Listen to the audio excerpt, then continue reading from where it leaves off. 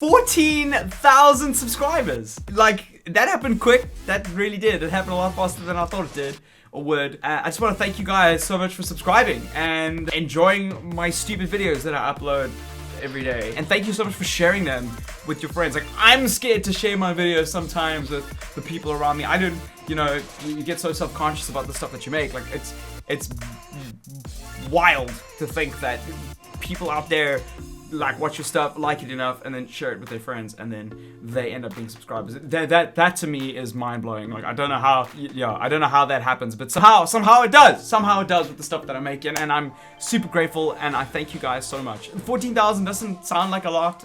It's not a really big number. You probably watch YouTubers of significant proportions, like more subscribers than I am. Like, the fact that you even here it means like the world to me. I've told you that I'm doing a Q&A if I hit 14,000 subs. I'm not gonna break my promise. You guys use the hashtag AskGrant, and I'm gonna do my best to answer as many of these as I possibly can. Sweet. Okay, let's go through them. This is not a question, but grow your beard. Challenge you like a massive beard for at least 4 months. Brackets, if you can. If you can. I can. Unfortunately, shaving, I don't get the beard thing. Like, I know there's some cool dudes with beards out there, and beards can look really rad, but growing a beard is the opposite. It's just giving in, right? Like, if you can, of course I can grow a beard. That's your body just doing what it needs to do. But if you decide not to grow a beard, like, you're fighting your body. So, like, the more effort it comes in like cutting it all off. Almost at 14K, son. What's your #1 goal for your channel over the next 2 years? This is a very, very big goal, and I haven't actually spoken to you guys a little bit about it because I think it's more like a behind the scenes thing, but I love the philosophy of content on YouTube. It's actually one of my favorite things. Why people watch certain things, what content is interesting, what content is bad. And the reason I got into it was when I started my channel, I used to watch PewDiePie and other gamers doing Let's Plays and other genres. I mean, Casper, Ollie, Joe, they're creating very different content to the kind of stuff that I'm making. Josh, not forgetting you, Josh. And the reason people watch content is it's interesting, it's new. I have a background in TV, and YouTube's content's very different. We have new genres here. Like, Let's Plays don't do well on TV. You don't have a Let's Play TV show. So why is it working here? I thought that I could just play games in front of the camera and people would watch, and that's not true. That's not what happens. And I think that's a big thing. You got to realize that when you make videos, there's a reason people watch PewDiePie or Jacksepticeye or Markiplier. Those guys are making content just so that you can watch them play a game. And a lot of the time, they're not making something that's just funny. You know, they're making something that's groundbreaking in the way it's executed. You got to work that out when you watch that stuff. You have to sit down and go like, why do I enjoy this so much? And if you don't enjoy video, like Let's Plays or like that, don't make Let's Plays like that. Do make other kinds of video. So my big goal for myself is to kind of be a leader in that. Like, I think the medium is changing. The genre is evolving. More people are watching like YouTube than ever before. And you can't produce something like carbon copy lifted. I get a lot of people telling me that they think I'm Markiplier because of my hair. I did pink before Markiplier did pink. Secondly, I think our content is very different and like philosophically different. If you think that we're very much the same, you're wrong. And I think that any like professional content creator who's watching the content that we're making can distinguish that.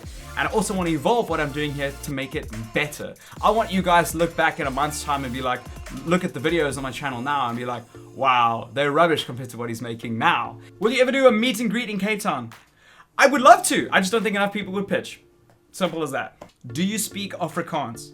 All right, so Afrikaans is one of the local languages. We've got 11 national languages in South Africa. 11 people. Like, you thought your country was cool with the language. You just built Brexit, bro. You've just shut all the languages out of your country. We got 11.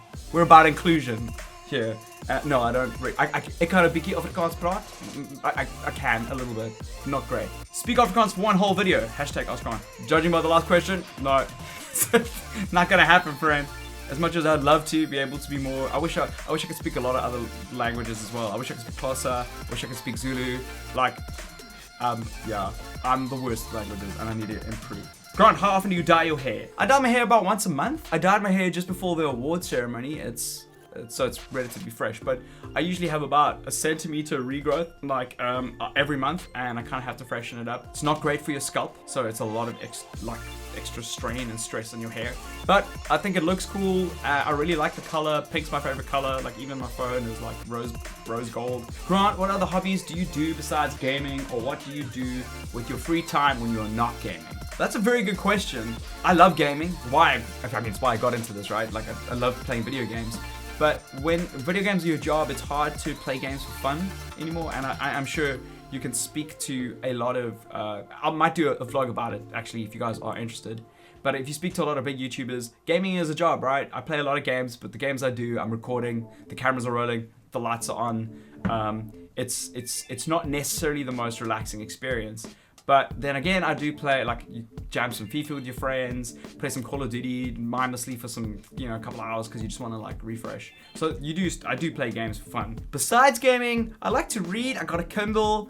I got an iPad. I love to draw on the iPad. So you guys might have, if you follow me on Twitter or on Instagram, you'll see that I post like little short video clips of myself sketching because I really like doing that. I watch a lot of TV shows with the Les. We watch like currently finishing Narcos. I'm on the last 2 episodes for like months. It's about getting the time to do stuff. And then coming from South Africa, we got the beach, we got mountains to climb, we got a lot of stuff to do. So I go to gym, I do a lot of other things. Do you like your channel being so commercial, or is it a required, I think it means requirement, to do it for a living in South Africa? Oh, it's a requirement to have it commercialized and to do it for a living in South Africa. Yes, I do think it's a requirement because your CPM is too low. I've made a video about this. You can go check. I think I've done like 2 vlogs pretty much about this idea. When you're on 14,000 subscribers, your income to the channel is so low that you can't dedicate your time to it. The best YouTube channels are the best because the creators are dedicating their time to their channels. And the only way to do that is to buy the time. Time is money, right? So you get that back. Being commercialized is not a problem. I don't think it's been a problem for any media today. When you read magazines, there are adverts in them, there are advertorials, like paid for articles.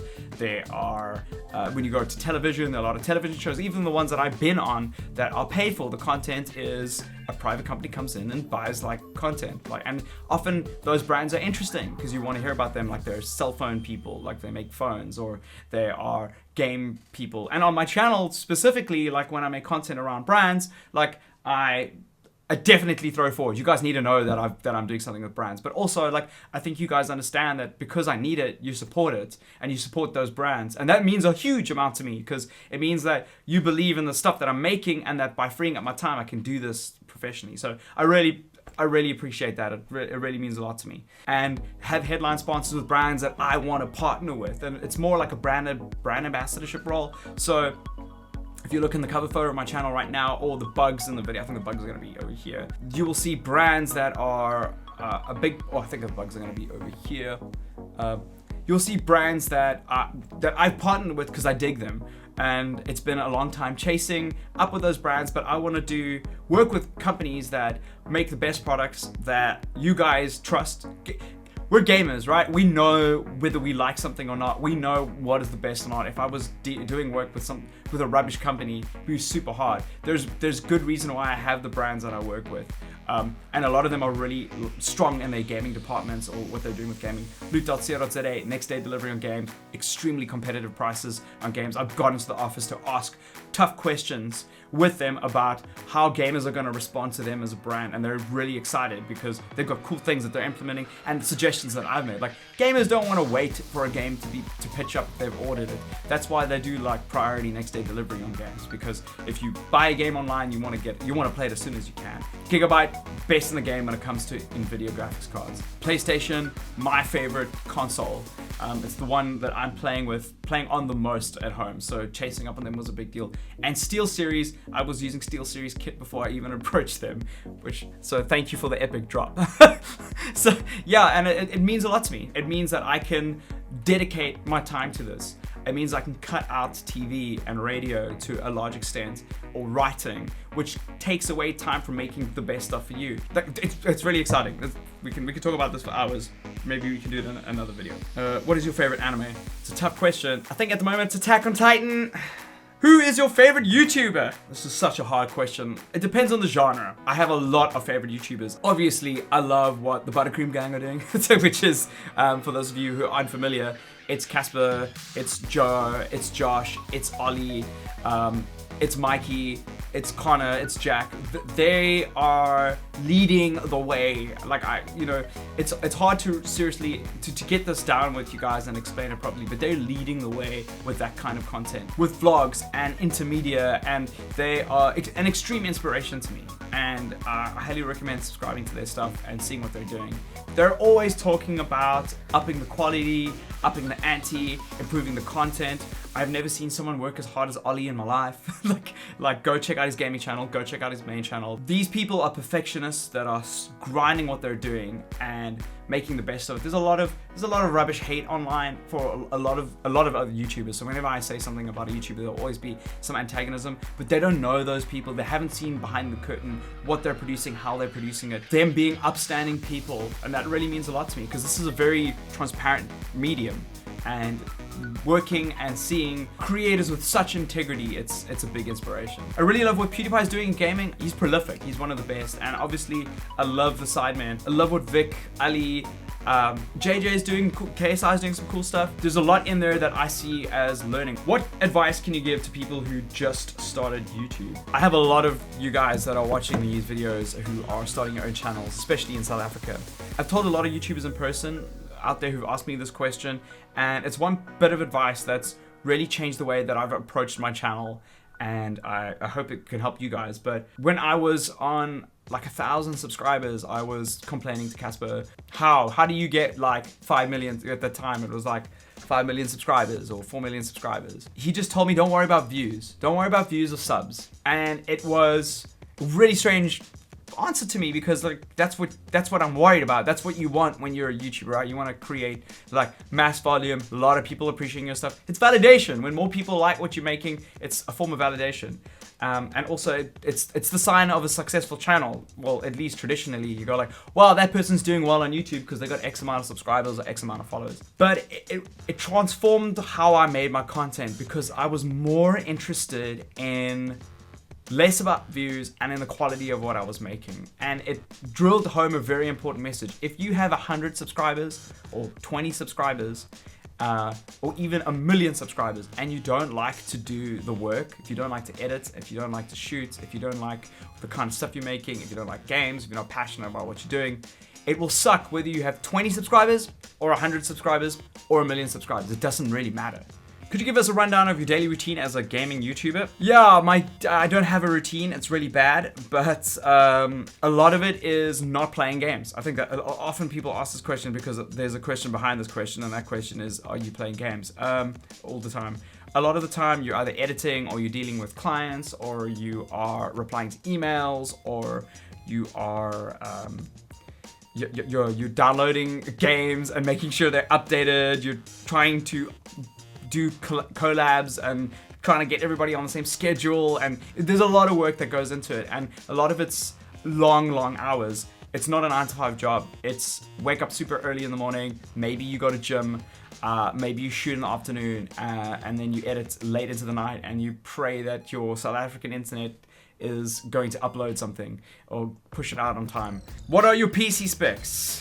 My PC specs are all in the description below, so you can go see that for yourself. What cameras do you use to record products, info videos? I see what they're saying. Right now, over here, I'm using a Logitech C920. It's not great. I don't recommend it. I need to replace it. I'm just waiting for more money to get a Canon camcorder, a proper Canon camcorder. Don't get the cheapest one. I use a 70D. The tripod's over there, actually, in shot. I left my camera bag on the floor. The 70D is...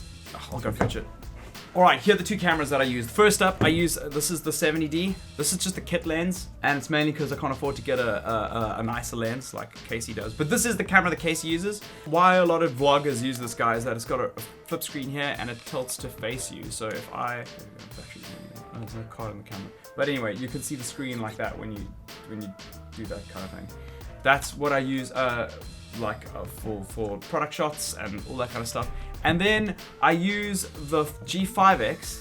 It's this guy over here. If you watch like Zoe and Elfie, they use something called a 7X, the G7X, which is a camera that flips up like this. So you can, when you vlog, you can just like see yourself in the reflection. I use the G5X. It's got the same sensor, but the screen flips out to the side. So if I switch this guy on like that, you'll see that you can see yourself recording. I can actually like that, and it's a very compact camera. I got this. It's a little bit more than the G7X because it's got this viewfinder and this hot shoe, and it's really great for photography as well. It actually takes really amazing photos. And this is a fixed lens. There's no other lenses that you get for it. It's straight up. So yeah, those are the cameras that I use. I do plan on upgrading, and if I do, I'll let you guys know a little bit more about my upgrades when I get them. How do you feel about the things happening in this country? What encouraged you to leave Espresso? Those are 2 questions. An amazing channel, by the way. I'm sad by a lot of the things happening in the country. I think that a lot of that comes from inequality and the effects of apartheid. Like, we actually haven't fixed the problems. People are still poor. The government is exploiting the people. There's no love from the privileged communities like mine. Like, I'm white with internet, and my parents sent me to a really good school because we could, they could because of apartheid. And it sucks. It really does. And a lot of people are angry about it, and I understand that anger. And I think that there's 2 sides of this, that the privileged community, like myself, are not loving people that are going through what they're going through, and not understanding, not listening, and not working out why it's important for people to ask. For those of you who don't know, there's something called Fees Must Fall, where people are asking for education that's government subsidized, and I think it needs to happen because even though I can afford, my parents couldn't afford education, but they could sure as hell afford it way quicker than a lot of my other friends who've actually just never gone to university, and they couldn't, or they had to drop out because they couldn't pay their fees. And most of those people are people that didn't benefit during apartheid. And the response to a lot of people is, especially it's a money thing for a lot of people. Like, I never had money. They're the same as me. They're not. English is not their first language. Going to petition their case at the university, which is mostly, especially in the Western Cape, where I'm from, mostly white lecturers who are English speaking predominantly, not even Afrikaans speaking, English speaking, and you come there with English as your second language, or third or fourth language, trying to argue your case as to why, and you're one of many people going, I can't afford to be here. It's tough, and there's a lot of people that for some reason that are angry because they feel attacked by these requests, because I think people think that their experience of suffering, not being able to afford their fees as a privileged person, like a white person, or somebody that with a wealthy background, they'll say, like, I'm in the same boat. We're not. We didn't grow up in a township, and we didn't have a lot of struggles. And I don't want to diminish our experience, because we struggle too. Life is struggle. Everybody's struggling, but there are other people that are struggling more than we are. And if we help uplift one another, we can be unified and stand together. And a lot of that happens through love and compassion and understanding, not anger. And it's never on the other. I never think that you should put that onus on somebody else. So, tell other people, they're not doing it, I must do it. Like, why must I do it? It's no, people are legitimately angry, and how they are expressing that anger it's hard. You don't police that, like, in the same way, like, don't socially police that, like, rather acknowledge it and see where you can help. Where's the real problem? The problem isn't that people are protesting. The problem is the reasons people are protesting. And we can try and help and come together as a people. South Africans, we are good at coming together when things matter. 94 happened in our country. We need to do that again. The issue is way more complex. And I'm saying this in the lightest way that I possibly can, so that people can understand it. But if you follow me on Twitter and Facebook, you'll see I'm quite vocal about it. Why did I leave Expresso? A lot of reasons. One of the ones is that I'm here now. Like, I believe that television is dying, and I believe that, or changing. Television is evolving to become a lesser medium. Television is going to be the radio of 2020. And digital video in Netflix and Showmax are going to be what we're all watching, right? Like, I mean, if you don't own a TV for something other than video games, write it in the comments below. I want to know. And as an entertainer, like coming from television, I wanted to be where things are happening. Things aren't happening on TV anymore. So, or at least way lesser degree. And I want to speak directly with you guys. Like, I don't want to speak to everybody that's watching casually. I want to speak to people that care about what I have to say. What are the sacrifices and struggles that you had to overcome to reach the position you're in now? There's been a lot of sacrifices, a lot of work hours, and I can't stress this enough. If you want something, anything to succeed in life, you got to grind, man. You got to get on that grind. Grafting is like a huge part of it. So, working all hours, doing the best that I can, at like producing the best stuff that I can, being super interested. I believe that you need to consume the content of the kind of thing that you want to make if you want to be the best, and just see what other people are making and then dissect it and continually reverse engineer what is good and what is bad about what other people are making, and then put your flavor on it, make it yours. And that takes a lot of time and work and effort. Obviously, a lot of you guys have been a huge degree of this, and I consider 14,000 a success. Like we're it's a successful channel. This channel is successful to me because it's a full-time thing now, and that's what I wanted to do. And that was when you hit your goal, it's a success, right? And that was a goal. And the reason it's a success is because you're watching right now, and that means the world to me, really. Like, without you, this channel would not exist. And you guys helped carry me to this position, and I'm super grateful. The other sacrifice is financial. I've had to spend a lot of money on this channel, more so than I can not embarrassingly say, because gear costs a lot of money, computers cost a lot of money, consoles. I buy some of the games that I do in my videos, you know, like that costs money if I'm fortunate enough for a publisher to go like, here's a game, but not always. Controllers, like I think I need to get a new controller at this point. It's another grand, you know, that stuff happens. Lights, like microphones, this microphone costs a lot of money, and like I actually had to buy it in bits, dedicating a space in my house to this. This is a room in a tiny apartment. And probably the hardest one is friends. Like, I haven't seen my best mates for a vast majority of this year. I've seen them like 3 times. Like, you are working all the time. It's like, I can't even begin to explain. When are you doing another collab with Mark Fitzgibbon? Hopefully soon. Hopefully soon. Mark, let's do it. If you could be a superhero for the day, who would it be? For the day, of course, Superman. Like, I don't like Superman as a character, like, honestly, but for the entire day, like, I'd just go to space. I'd travel space. That's what I would do. And come back, and all the problems in the world would seem so small. How does your setup look, and how much did it cost? A lot of money. It looks like a mess right now. So I will do another video, I had done a setup video in a previous video, when my setup was over there on that side of the room, but I have moved it over here. I am in the process of redoing stuff because I want to do a standing desk.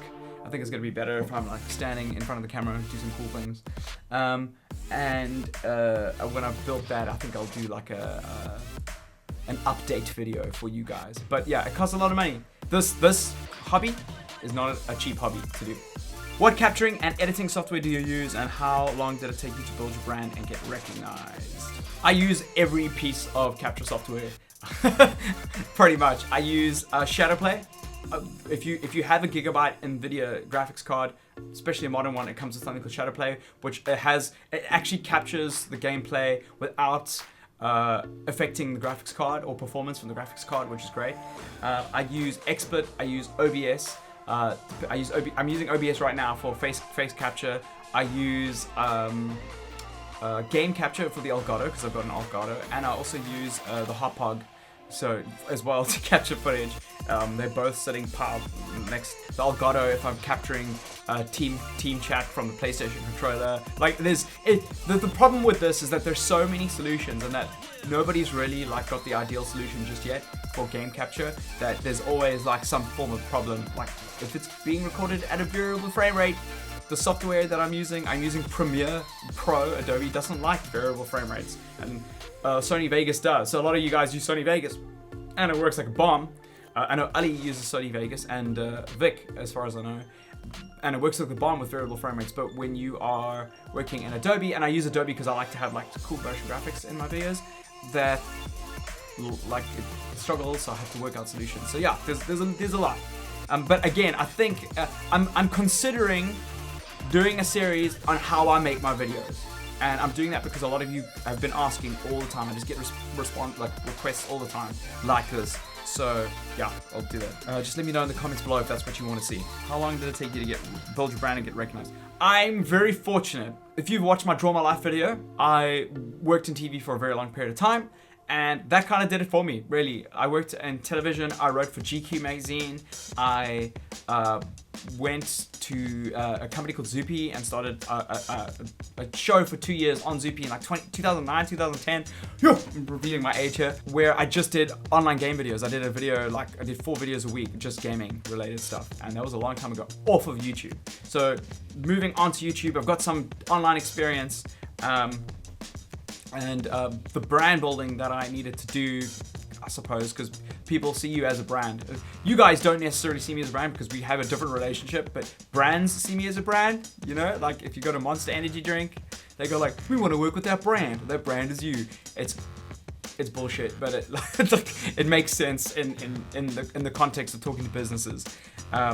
So yeah, and I've only, the way I've done that is just being me, and if people don't like me, if you don't like my videos, there are a couple of people that don't like me, it's cool, you can leave, the internet's big, lots of places for you to go, lots of other YouTubers for you to watch. You love 90s hip-hop, what are your top 10 hip-hop albums from the 90s? That is a good question. I'm not going to give you my top 10, there are lots, I'll give you my most memorable ones off the top of my head.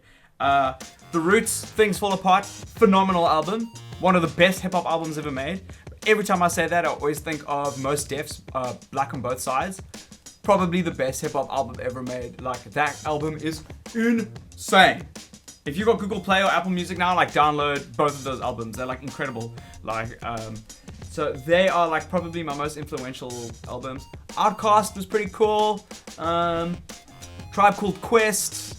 Dropped some really cool albums in the 90s. Talib Kweli did some really cool stuff as well. Black Star is a really good album by Talib Kweli and Mos Def together.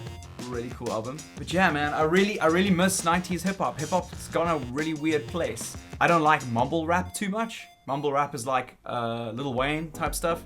I like really thought-provoking, complex, talented hip-hop. I love Eminem. I love lyricists. That's what I come to my hip-hop for, and then I hear mumble rap and I go like, I'm confused. I can dance to this kind of, but like it's not really why I come to my hip-hop. I come to my hip-hop because I want to hear something deep and meaningful.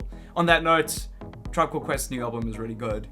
What is it called? We Got It From Here. Thank you for your service. Go check it out. Thank you so much for watching this video. I know it's probably gonna be super long. I just wanted to answer as many questions as I could for you guys. Sorry if I didn't get to your questions. I'm gonna do more Q&As in the future. And thank you so much for helping me reach my goal, or helping me toward reaching my goal. Like, here's to 15K for my end of year 2016 goal. And then next year, I have this really ambitious goal. It's quite wild. I want to be on 100,000 subs by the end of 2017. That's kind of the dream. And I believe it's possible. I believe we can do it. And thank you so much for all your support. Like, I wish I could give back to you more. Trying with a couple of prizes. I've been chatting to a lot of companies about getting cool prizes to give away for you guys. Because that seems to be the one way I can do it. And also like mentioning you guys in videos and bringing up these questions and answering what you guys want to hear about me. I know that's a form of giving back. So yeah. This is kind of a community video. Thank you so much for watching this video. If you had your question answered, or if you learned a little bit more about me and you enjoyed it, smash that like button. It really helps when you guys do that. And don't forget to subscribe to the channel. I've got some cool videos. This is game month, so there's a lot happening. I've just finished the YouTube awards. We've got that vlog going up. We've got more Call of Duty, obviously. I want to do more Counter-Strike. I want to do some more Overwatch. There's more Titanfall. Well, I've got Titanfall, some Dishonored. There's a lot of cool stuff coming. So guys, yeah, subscribe for more of that. And I'll see you in the next video. High five, stranger. Cheers.